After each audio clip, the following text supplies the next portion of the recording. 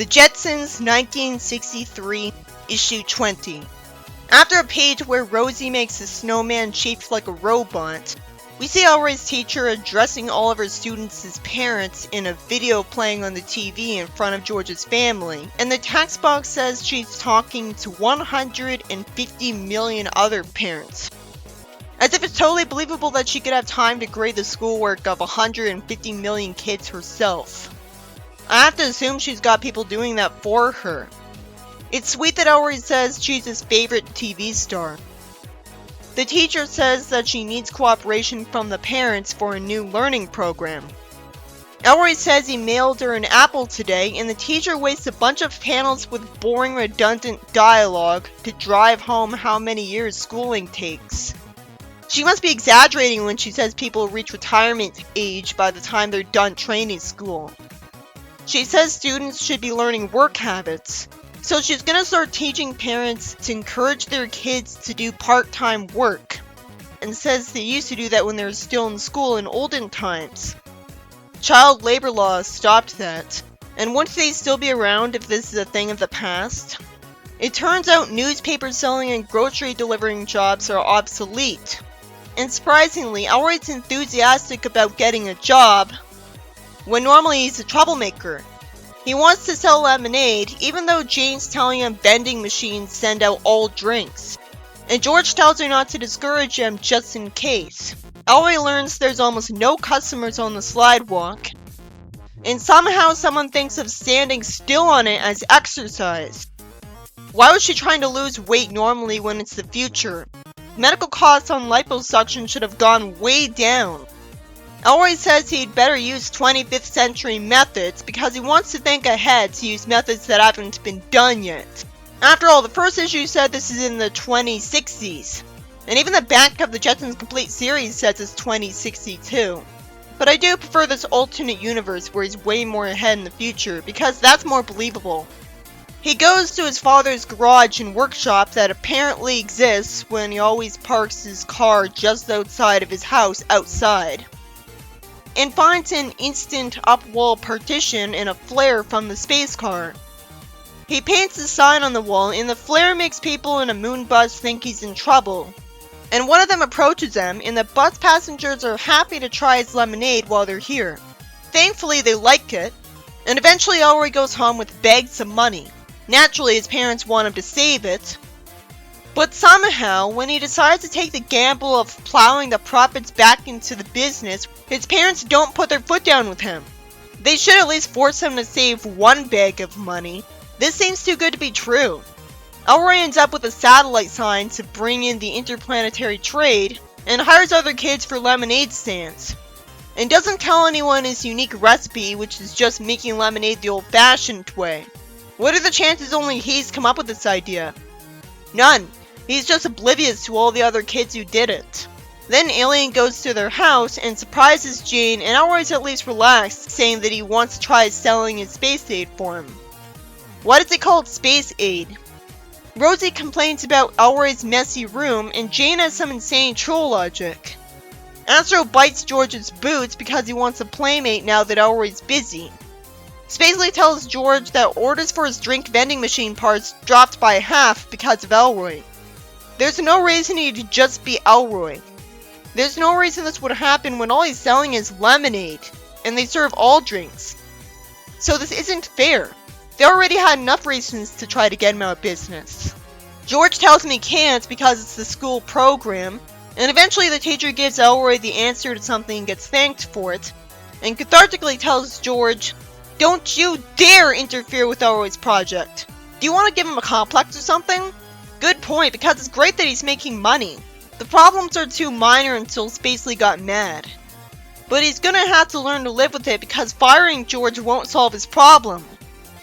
George decides to find out Elroy's recipe, calls the health department, as I sort of think of him as a traitor, and they freak out at Elroy because he squeezes the lemons by hand without sterilizing anything, and the water even comes from a garden hose, which there's no excuse for when tap water exists. George could have easily just told Elroy, wash your hands with hand sanitizer every time you're about to squeeze the lemons. But he didn't, because he wanted to ruin his business. I don't like that Jane's smiling when expressing pity for him. Eventually, the teacher says she got tons of apples. And this gives George the idea to hire Elroy as someone pushing away the apples in a wagon for her. She's also redeeming herself for being even the slightest bit annoying, kind of, by sending the apples to orphans and needy Martian kids. It's especially nice that she wants to help Martians because before this they were treated like they weren't allowed to be on Earth. Then there's a page where Rosie says she needs to unwind and somehow decides to loosen up the springs holding her together just to relax. So that looks bad. Jane suggests having a picnic on a planet with a poisonous atmosphere. Elroy reminds her of that problem, and George reminds me of the air bubble in the space car. They could still eat their picnic food, just in the car, which isn't a real picnic. She suggests another planet with great scenery, and I have to be told there's giant insects there. If they brought ray guns, they'd have nothing to worry about. I love that they're referring to made-up planet names instead of confusing me, because you can have made-up planets be however you want. She gets told another planet's too hot. Sure is inconvenience that she's forgetting how all of these planets are. She says they're running out of planets and looks annoyed at the end when George picnics on Earth, because the family thinks it's boring. But he's smart enough to appreciate that it saves him fuel. It do that for everyone else, so it's Jane who had the bad habit. His family's just spoiled.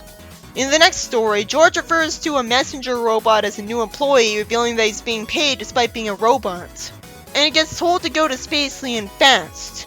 He gets scared by him because he thinks he's gonna bite him, which would make some people quit from the working conditions. I doubt this would be OSHA compliant.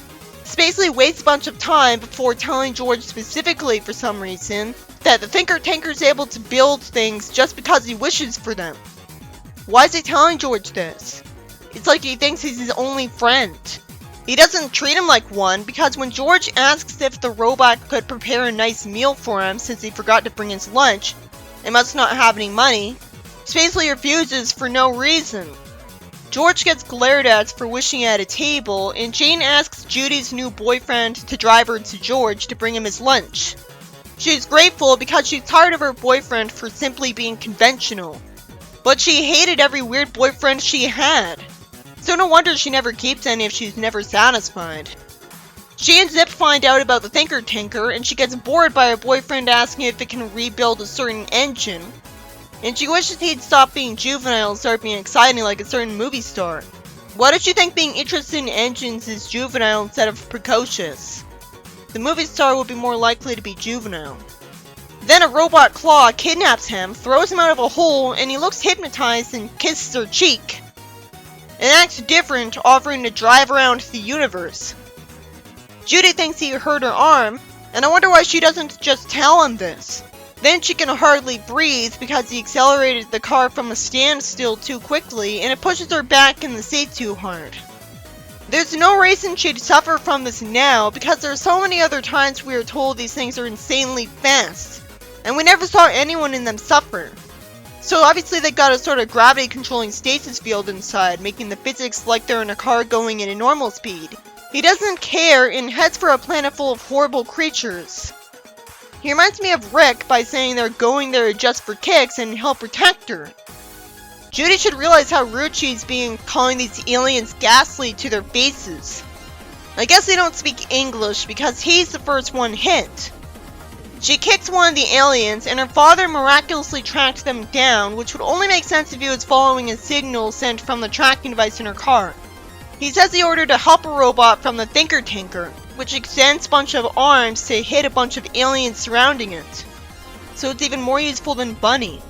The story cuts past Judy's boyfriend being returned to normal, and he just tells her to tear down his engine with him, as she says she'll never be dissatisfied again, which she must be delusional about.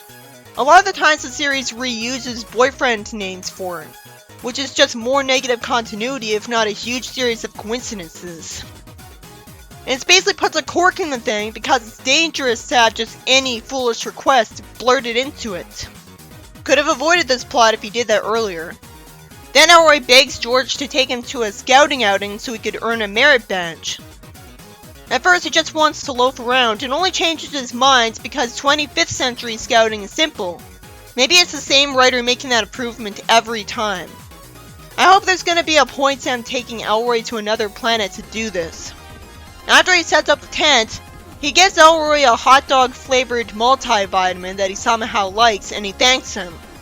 Elroy thinks he wants to take a hike and he says no and he wants to do a good deed and gets told to let him rest and go identify flying objects. Lucky for him, Elroy stays happy despite the fact that he's being selfish. Elroy has some stilted dialogue.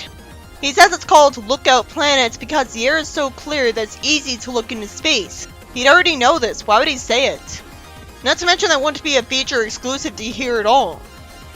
There's been pre-industrialized planets in the comic before, but for some reason it was still called that, and that's why it was given a telescope for him to spot spaceships. After he wastes time spotting regular space cars, eventually he tells George about smoke signals from a distant, unexplored planet. Elroy drags George back to the car, and George approaches Satalia, which unlike the other planet is actually interesting. It's got tons of little moons, and Elroy fortunately explains that they're all in parallel orbits, which handwaves why they didn't crash into each other. George isn't sure he can land the car because the giant tides bring the sea almost to the mountaintops. But how would he know what's a mountaintop and what's an island on a foreign planet? An island's just a mountaintop sticking out from under the sea.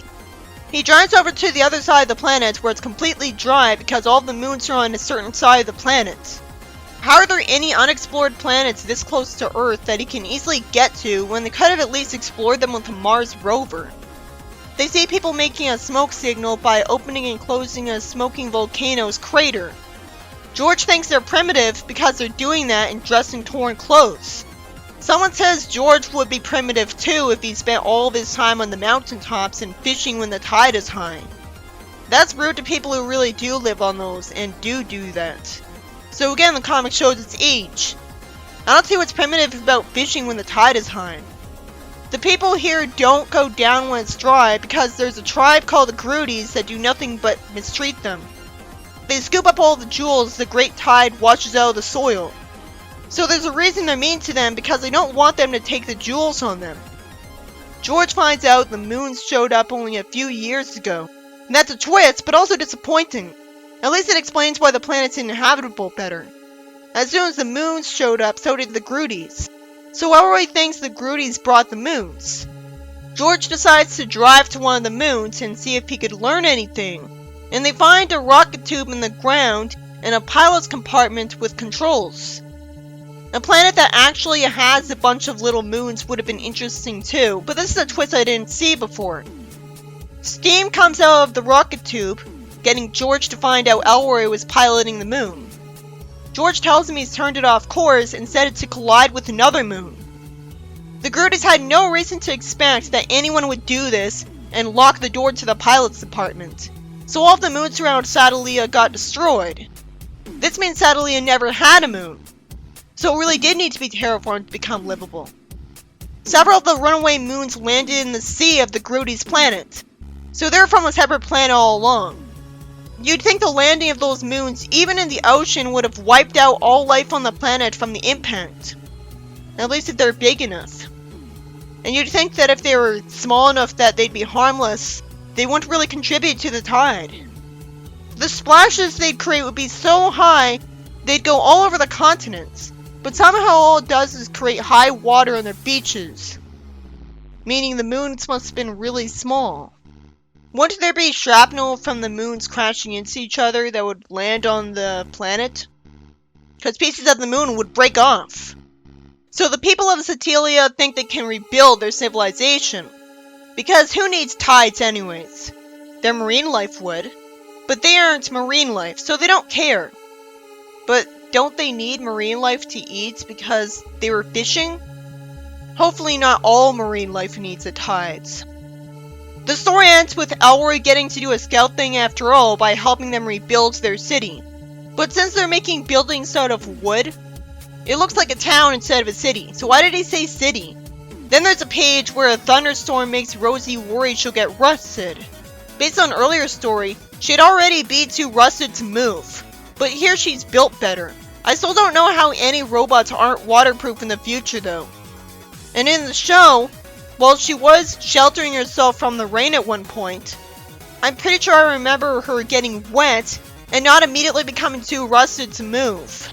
And she goes into the maid's quarters she was lucky enough to be close to and bathes in crude oil that she conveniently had because I guess she bought it or the family bought it for her.